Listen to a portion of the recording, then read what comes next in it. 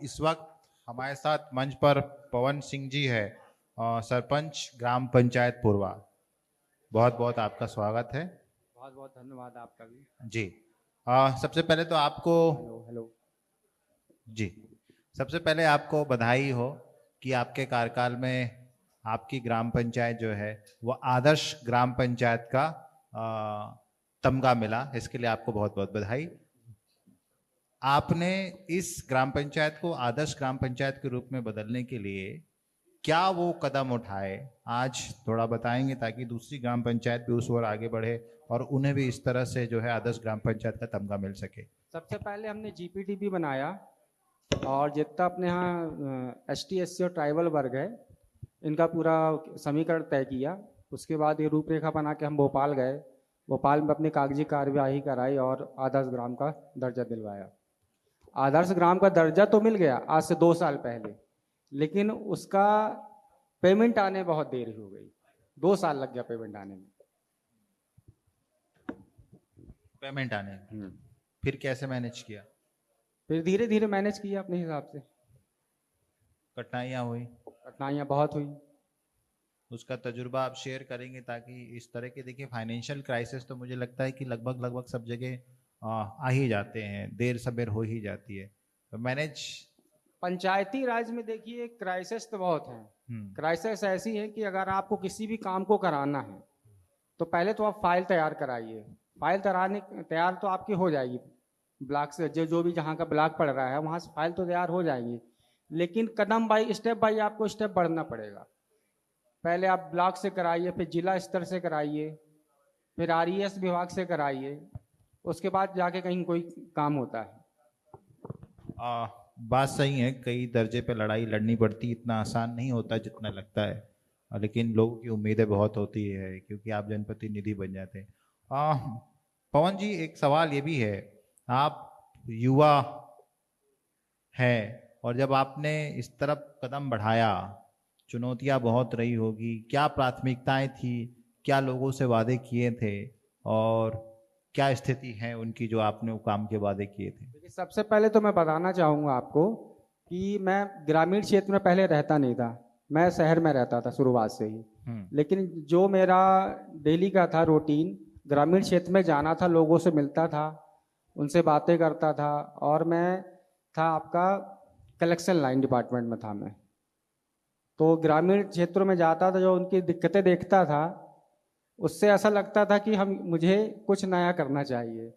उसी समय पर आपका कोविड का समय चल रहा था, तो सभी के काम बंद हो गए थे, सब घर में बैठे हुए थे। तो मैं भी उसी समय गया कहाँ, अपने गांव। तो मैंने गांव में 3 महीने काटे। जब 3 महीने मैंने वहाँ पे काटे तो मुझे ऐसा लगा कि अब मुझे गांव के लिए कुछ करना पड़ेगा। इस वजह से मैं पंचायत का चुनाव लड़ा। और मेरे बब्बा जी भी जो थे वो भी लोगों की बहुत मदद करते थे शुरुआत से ही। तो मैंने बोला अगर मेरे बाबा जी कर सकते तो मैं क्यों नहीं कर सकता। पवन, अनमोल, मुझे लगता है कि पवन जी एक और उदाहरण है। जब पूरा कोविड था तो लोग घरों में थे और घर में बैठे थे, ऐसे में पवन जी ने उल्टा रास्ता अख्तियार किया। जैसे कि हम बात कर रहे थे जय हिंद वालों की, क्यों कह रहे थे उल्टी गंगा उन्होंने बहाई, और आपको सब लोग तो घर में बैठे थे, फिर आपने उल्टा डिसीजन की लिए कि मैं इस कोविड में ही लोगों के पास जाऊंगा, उनका दर्द समझूंगा और उसको समझते हुए फिर उनके लिए काम भी करूंगा, जो आपने किया। और उस यही परिणाम है कि आप यहाँ बैठे हुए हैं। कोई डर नहीं लग रहा था उस समय? तो स्थिति भयावह थी, फिर भी आप लोगों से मिल रहे थे, काम कर रहे थे, सुन रहे थे समस्याएं। कोई डर नहीं लगा किसी प्रकार का भी। कोविड के समय एक सवाल ये भी था कि बहुत सारी चीजें लॉक होती थी, बंद थी, बहुत प्रतिबंध लगे थे, तो कैसे काम कर पाते थे? क्योंकि अपेक्षाएं तो वही रही होगी जनता की या गांव वालों की। जो जैसा समय मिला करता था अपन को मिलने के लिए लोगों से, डिस्टेंस बना के, दूरी बना के बैठते थे, सैनिटाइजर लेके बैठते थे और बातें करते थे कि आपको किस प्रकार की समस्याएं हैं, क्या क्या, यही सारी चीजें थी। कुछ दिक्कतें भी आई। ये कलेक्शन के काम से अचानक आपको नेता बनने का जो कह सकते हैं कि ख्याल आ गया, ये इसके पीछे किसी की सोच थी या फिर प्लान चल रहा था पहले कोई से? किसी प्रकार का कोई प्लान नहीं चल रहा था। क्या हुआ था, उसी समय पे हमारे यहाँ ग्राम पंचायत पूर्वा में एक छोटे बालक की मृत्यु हो गई थी। तो वो उसके शव को वो करने आपको क्या जलाने के लिए, सबको मिट्टी देने के लिए, वो व्यक्ति जब सभी को लेकर गया अपनी जगह पे, तो उसकी मिट्टी को बार बार उठा करके एक स्थान से दूसरा, वो क्या है, हमारे यहाँ पे पूर्वा ग्राम पंचायत में लगभग 80% जो भूमि है वो शासकीय है। तो लोगों ने पहले से कब्जा कर करके रखा हो कि ये मेरा एक राइट एरिया इतना, ये मेरा राइट एरिया इतना। उस बच्चे के शव को उठा करके उन्होंने 10 जगह से हटवाया, मतलब उसको मिट्टी नहीं देने दे रहे थे लोग। फिर उन्होंने लास्ट में जाके एक रोड के किनारे थोड़ी सी जगह देख के उस बच्चे को वहां पे मिट्टी दी थी। वो चीज मुझे आज भी लगता है कि हाँ, क्या है ये। इसके बाद मेरा ये था कि अगर मैं किसी प्रकार का चुनाव आता है और चुनाव में लड़ता हूँ तो सबसे पहले मैं मुक्तिधाम बनाऊंगा। मुक्तिधाम बनाने के लिए चाहिए जमीन। सभी ने कब्जे करके रखे हुए थे अपनी अपनी जगहों पे। अब हमने मुक्तिधाम के लिए एस्टिमेट तो सारी चीजें बना ली, फाइलें कंप्लीट कर ली, मुक्तिधाम पर पास भी हो गया, लेकिन बनाए कहाँ? अब ये समस्या आ गई कि अब बनाए कहाँ। पवन जी, ये बड़ा इंटरेस्टिंग आप पहलू बता रहे हैं कि मैंने तो लोगों को आज तक इसके लिए लड़ा कि वो घर कैसे बनाए, उसकी जमीन की लड़ाई चलती है, खेत कैसे बढ़ाए इस चीज की लड़ाई चलती है। लेकिन आपने तो उस जमीन की लड़ाई लड़ी जहां पर आदमी की यात्रा ही अंतिम यात्रा होती है, उसकी भी लड़ाई आपने लड़ ली। तो हमने मुक्तिधाम तो पास करा लिया, लेकिन अब मुझे बनाए कहाँ? फिर हमने तहसीली में आवेदन लगाया, कलेक्टर साहब के पास गए। फिर कलेक्टर साहब ने जब आदेश दिया तहसीलदार सर को, फिर वो आए और भूमि निकलवाई उन्होंने वहाँ पे। उसके बाद फिर कहीं जाके हमारा मुक्तिधाम का भी नीचे का पूरा काम हो चुका है, सेट का काम बाकी है अभी अभी अभी तो क्लियर हो पाया है जाके इतने दिनों में। पवन जी, आप युवा सरपंच हैं, जब आपने चुनाव लड़ा तो कई सारी ऐसी टास्क भी सामने आए होंगे। कौन सी ऐसी चुनौतियां रहीं जो आपको सबसे ज्यादा लगी? चुनौतियां मैं क्या बताऊं आपको, चुनौतियां तो बहुत थी। सबसे पहले ये था कि मुझे यूथ को, जो हमारा युवा वर्ग है, उन्हें पकड़ना है अपने आप पास। अगर हमने यूथ के ऊपर अपना भरोसा जमा दिया तो उनके जो माँ हैं, पिताजी हैं और बाबा जी हैं, ये लोग वैसे भी अपने पास आ जाएंगे। और मेरा तो ये था कि मैं सेवा करूंगा, मुझे पैसे का वो नहीं था कि मैं पैसा कमाऊंगा, मुझे ये था कि मैं सेवा करूंगा। लेकिन मैं जो कर रहा हूँ उसके बाद भी लोगों को ये नहीं लग रहा है कि उन्हें केवल ये लगता है कि पैसे कमा रहे हैं। वो हम जान रहे हैं कि हम कैसे कर रहे हैं व्यवस्थित सारी चीजें। पिछले साल की पंचवर्षीय को लेकर और इस साल आप वर्तमान में आप सरपंच ग्राम पंचायत पूर्वा के, कितना अंतर देखते हैं और विकास कार्यों को लेकर आपने अपनी जनता के लिए क्या किया है? विकास कार्यों को लेकर के जो मैंने किया है अभी तक, सबसे पहला मेरा मोटिव था, ग्राम पंचायत पूर्वा में पानी की कमी है। पानी की कमी है ग्राम पंचायत पूर्वा में, पीने के पानी की कमी है ज़्यादातर। क्योंकि जो पानी अभी जो लोग पी रहे हैं, उस पानी को पीने से लोगों को पेट की बीमारियां ज़्यादा हो रही हैं। तो हमारे यहाँ मैंने कई बार पत्र भी लिखा और आपके कलेक्टर साहब के यहाँ भी आवेदन दिया कि एक बोर कराई जाए किसी दूसरी जगह पे बाहर, तो उसका पीने के पानी लाया जाए। और अपना टंकी तो बन गई है, पाइपलाइन तो बिछ गई हैं, लेकिन 3 सालों से पानी नहीं आ रहा है किसी भी प्रकार का। केवल भूमिगत काम हुआ है, चालू काम नहीं हुआ है। आपने अपनी पंचायत में कितना काम किया है और जनता के किन किन वादों पे आप खरा उतरे हैं? जैसे मैंने सबसे पहले वादा किया था राशन का, ration free, nation free ration है अपने यहाँ। तो राशन मिलता था हमारे वहाँ, गांव के पास एक गांव है हाटी, तो अब राशन फ्री मिलता है, लेकिन वो हाटी जाते थे ऑटो करके जाते थे, वहाँ से राशन तो ले लेते थे, लेकिन जितने का राशन वो लेते थे उससे ज़्यादा उनको किराया लग जाता था। तो मुझे लगा सबसे पहले मैं राशन की व्यवस्था अपने ग्राम पंचायत पूर्वा में कराऊं, वो करवाया मैंने। और डोर टू डोर फिंगर लगाने के लिए एक लड़का रखवाया उनसे, कि आप घर घर जाइए, जो बुजुर्ग महिलाएं हैं वो आ नहीं पाती हैं फिंगर लगाने, तो वो उनके पास जाइए, आप फिंगर लगवाइए। ये सारी चीज़ें व्यवस्थाएं हमने की। दूसरा था शिक्षा को लेकर के, जो ग्राम पंचायत पूर्वा में स्कूल है, तो मैंने देखा कि पुरानी की बिल्डिंग है, तो उसके लिए मैंने जीर्णोद्धार के लिए बहुत कोशिश की, लेकिन शिक्षा विभाग से किसी प्रकार का कोई पत्र जारी नहीं हो भी नहीं पाया। क्योंकि पंचायत में पहले के समय पे सरपंच शिक्षक जो अपना शिक्षा केंद्र है उनकी बिल्डिंगों को हाथ लगा सकते थे। अब वो अधिकार हम लोगों के पास नहीं है, पहली बात तो।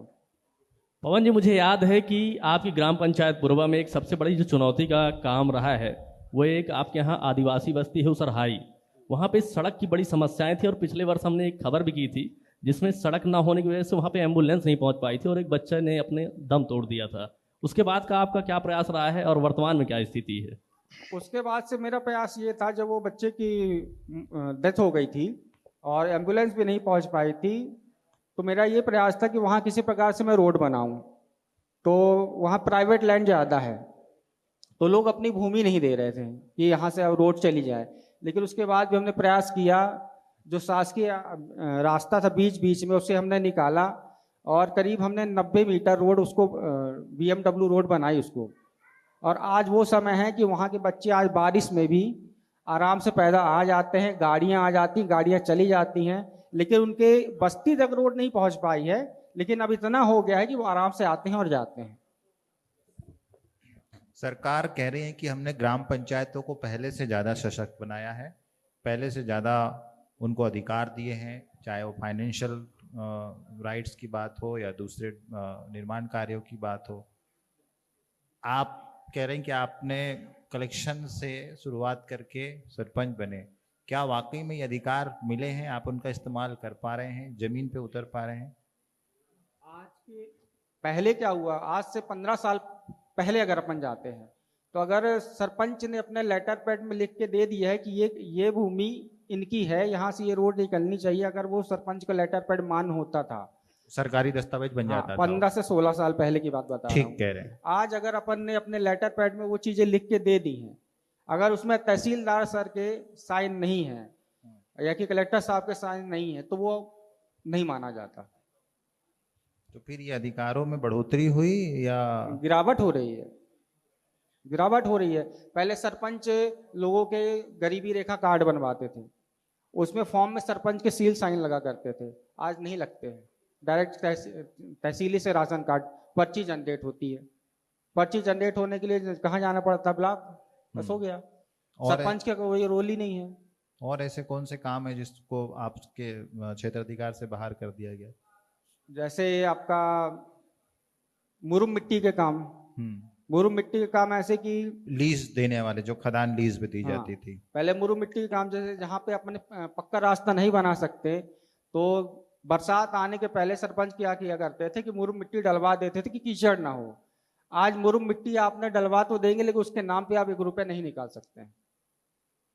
और अगर आपने किसी तरह डलाया मुरुम मिट्टी तो आपने डलवा लिया और किसी अन्य मद से उसका पैसा निकाला तो उसमें भी दिक्कत। लोग बोलेंगे फर्जी तरीके से पैसा निकाला गया।